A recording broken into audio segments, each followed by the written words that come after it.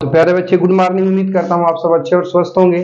तो पिछली वीडियो में हम लोगों ने इन के रूल को देखा था। अब इन के अगले रूल की तरफ बढ़ते हैं। तो देखिए, अगले रूल में कह रहा है कि इन का प्रयोग में के अर्थ में समय के भाव को व्यक्त करने के लिए किया जाता है। यानी कहीं पर में का अर्थ दे रहा होगा और बात समय की कर रहा होगा, तो अब वहां पर में की अंग्रेजी के लिए इन का प्रयोग किया जाएगा। देखिए, कह रहा है कि he will go to Mathura, वह मथुरा जाएगा इन जनवरी, जनवरी में। तो जनवरी किसका भाव व्यक्त करा रहा है? समय का। कह रहा है कि जनवरी में, तो में की अंग्रेजी यहाँ पर क्या लग जाएगी? इन। ठीक है। फिर कह रहा है कि सी गेट्स मैरिड, वह शादी करेगी इन 2025, यानी 2025 में। तो 2025 किसका ज्ञान करा रहा है? समय का, इसलिए यहाँ पर में की अंग्रेजी क्या लग जाएगी? इन। ठीक है। अगला है कि दे केम हेयर, वे यहाँ आते थे इन समर, गर्मी में। तो गर्मी का इसका बोध करा रहा है टाइम का, तो गर्मी में कह रहा है, तो में की अंग्रेजी क्या लग जाएगी? इन। ठीक है प्यारे बच्चे, अब इसको नोट कर लीजिए, तो फिर बातचीत को आगे बढ़ाते हैं। ठीक है। हाँ, तो प्यारे बच्चे ध्यान दीजिएगा, अब हम लोग आगे बढ़ते हैं। तो अगला रूल इनका क्या कह रहा है, ध्यान से समझिएगा। तो इनके रूल में कह रहा है कि in plus a oblique an plus car jeep taxi, यानी जीप टैक्सी कार के पहले ए एन का प्रयोग हो, तो उस दशा में इन प्रीपोजिशन का प्रयोग किया जाता है। किसका प्रयोग किया जाता है? इन प्रीपोजिशन का प्रयोग किया जाता है। बातचीत समझ आ रही है? अब देखो, ध्यान से समझो। तो अब कह रहा है कि ही गोज टू स्कूल, वह स्कूल जाता है। अब यहाँ पर क्या किया है? कार है, जीप कार, टैक्सी में से कोई एक है, फिर इंडिफिनिट आर्टिकल ए है। तो इस दशा में यहाँ पर क्या आना चाहिए? तो इन आना चाहिए। तो अब यहाँ पे क्या लगाया है? बाई। तब इधर है, जब इसको सही करोगे तब यहाँ बाई की जगह क्या लगा दोगे? इन। तब जाके आपका वाक्य क्या हो जाएगा? सही हो जाएगा। बाकी ये देख ही रहे हो कि सी वेंट टू ऑफिस, वो ऑफिस जाती थी। यहाँ पर टैक्सी है, फिर इंडिफिनिट आर्टिकल ए है, तो यहाँ इन का प्रयोग किया है, तो वाक्य आपका क्या है? सही है। ठीक है, समझ आई बातचीत? नोट कर लो।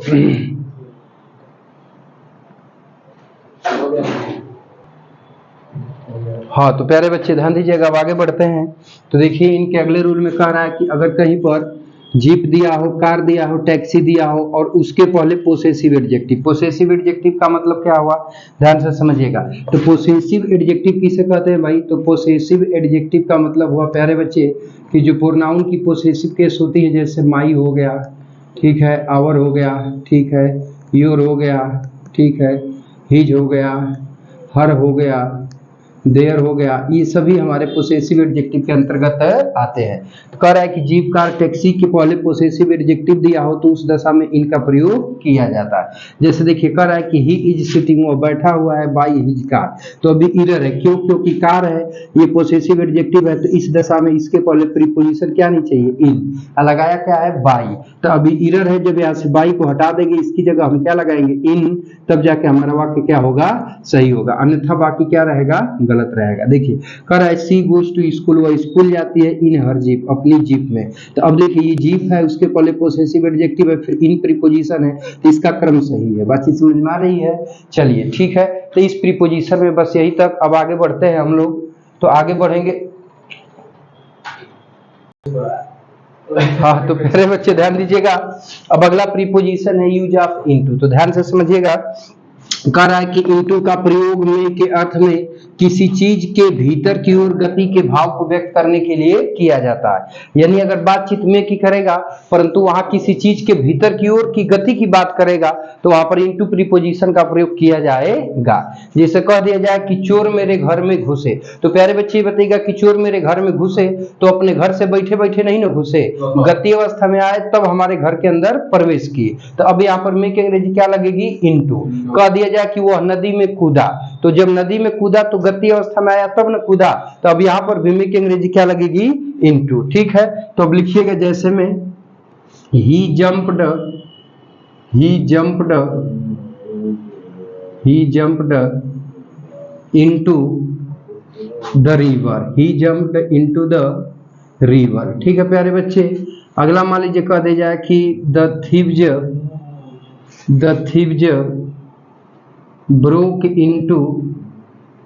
broke into my house, चोर मेरे घर में घुसे। ठीक है।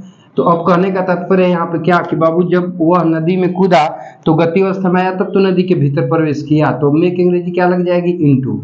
चोर मेरे घर में घुसे, तो गति अवस्था में आए तब न घुसे, तो अब यहाँ पर भी में की अंग्रेजी क्या लग जाएगी? इनटू। ठीक है, नोट कर लिए?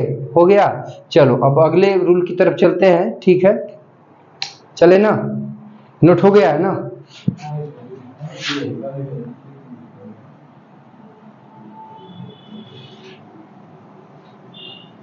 देखिए कह रहा है अगले रूल में प्यारे बच्चे कि इनटू का प्रयोग में के अर्थ में, ठीक है, में के अर्थ में एक माध्यम से दूसरे माध्यम में, एक माध्यम से दूसरे माध्यम में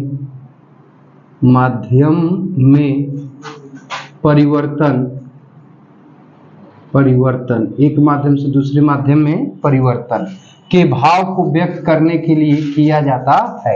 यानी इनटू का प्रयोग में के अर्थ में एक माध्यम से दूसरे माध्यम में परिवर्तन के भाव को व्यक्त करने के लिए किया जाता है। ठीक है प्यारे बच्चे, अब ध्यान से समझिएगा। जैसे मान लीजिए कह दिया जाए कि हिंदी में अनुवाद करो, तो इसका मतलब ऐसा तो होगा नहीं कि हिंदी में होगा, हिंदी में अनुवाद करने के लिए बोलेगा।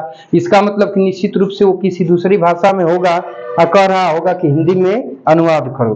तो अब यहाँ पे हो कर रहा है प्यारे बच्चे, तो अब यहाँ पर एक, जिसे हमने कहा कि हिंदी में अनुवाद करो, तो एक माध्यम से दूसरे माध्यम में परिवर्तन हो रहा है, तो में की अंग्रेजी क्या लगेगी? इनटू। और मान लो कह दिया जाए एक माध्यम से दूसरे माध्यम में, साथ साथ एक अवस्था से दूसरी अवस्था में भी होता है प्यारे बच्चे।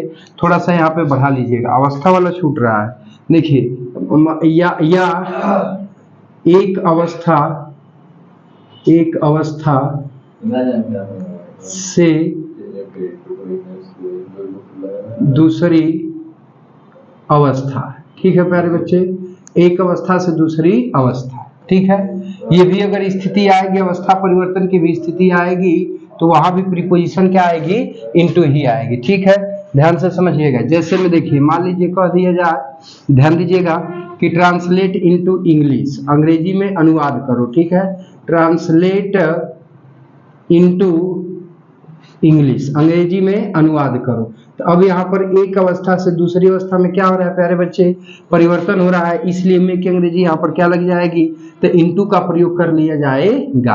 अब मान लीजिए कह दिया जाए कि पानी बर्फ में बदलता है, ठीक है, तो पानी की अवस्था दूसरी है, ठीक है, और बर्फ की अवस्था क्या है? दूसरी है। तो अब यहाँ एक अवस्था से दूसरी अवस्था में परिवर्तन हो रहा है, इसलिए कह रहा है कि पानी बर्फ में बदलता है, तो वाटर टर्न्स, पानी बदलता है अब किसमें भाई? बर्फ में। तो अब यहाँ से पानी की अवस्था दूसरी है, बर्फ की अवस्था क्या है? दूसरी है। तो अवस्था का परिवर्तन हो गया, इसलिए में की अंग्रेजी हम क्या लगाएंगे? इनटू।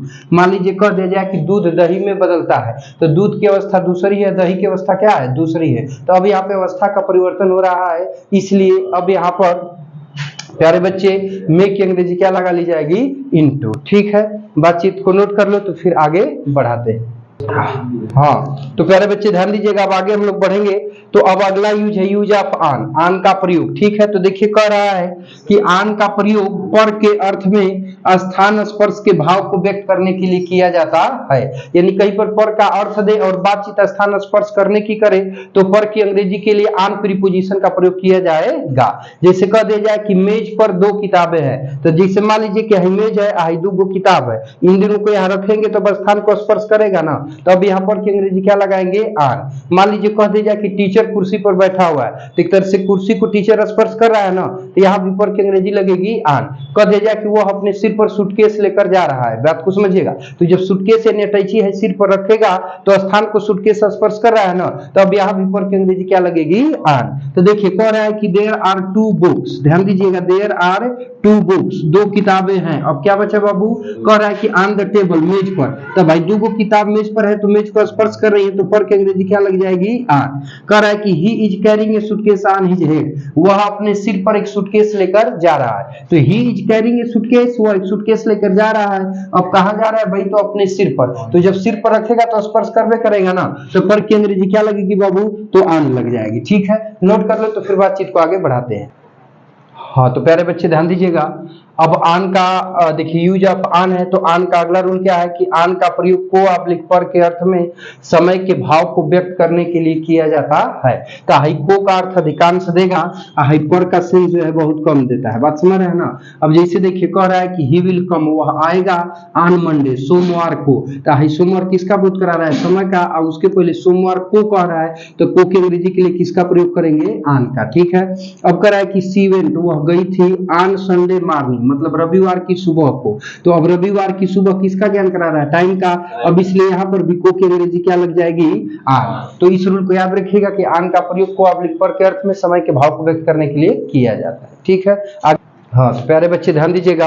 अब आन के अगले रूल की बातचीत करेंगे। तो देखिए कह रहा है कि अगर कहीं पर बस ट्रेन शिप लिखा हुआ, उसके पहले ए एंड द आर्टिकल में से कोई एक दिया हो, तो उसके पहले आन का प्रयोग किया जाएगा। तो देखिए यहाँ पर बस दिया है, फिर आर्टिकल ए दिया है, तो इस दशा में आपका क्या आना चाहिए, आन। लगाया क्या है इन, तो अभी गलत है, इनको हटा देंगे, इसकी जगह आन लगा देंगे, तब आपका वाक्य क्या हो जाएगा, सही हो जाएगा। अगले रूल में कह रहा है कि यदि कहीं पर साइकिल, स्कूटर, मोटरसाइकिल लिखा है, उसके पहले ए एन दिया हो, तो वहां पर आन का प्रयोग किया जाएगा। तब यहाँ साइकिल है, फिर यहाँ पे ए लिखा है, तो यहाँ पर प्रीपोजिशन क्या आएगी, आन। ठीक है। अगले में कह रहा है कि कहीं पर साइकिल, स्कूटर, मोटरसाइकिल दिया है, उसके पहले पोसेसिव एडजेक्टिव यानी माई, आवर, हिज, हर, योर, और उस दशा में उसके पहले आन आएगा। तो ही गोज टू स्कूल। ठीक है। तो यहाँ पर साइकिल दिया है, उसके पहले पोसेसिव एडजेक्टिव है, तो अब यहाँ पर आन प्रीपोजिशन लगाई गई है। समझ में आई बातचीत। चलिए अब इसको नोट कर लीजिए। तो अगला और जो है कि आन के अंतिम रूल की तरफ हम लोग बढ़ जाते हैं। ठीक है। तो अगला और अंतिम रूल आन का क्या है, ध्यान से लिखिएगा।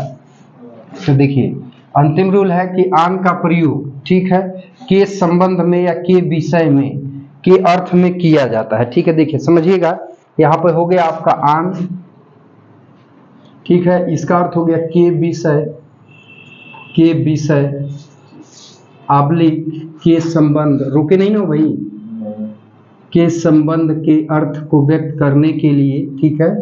अब यहाँ किसी चीज पर आधारित होना, किसी पर आधारित होना, मतलब किसी चीज पर आधारित होना का भाव व्यक्त करेगा, तो आधारित तो होना, तो इस स्थिति को व्यक्त करने के लिए आन का प्रयोग किया जाता है। ठीक है।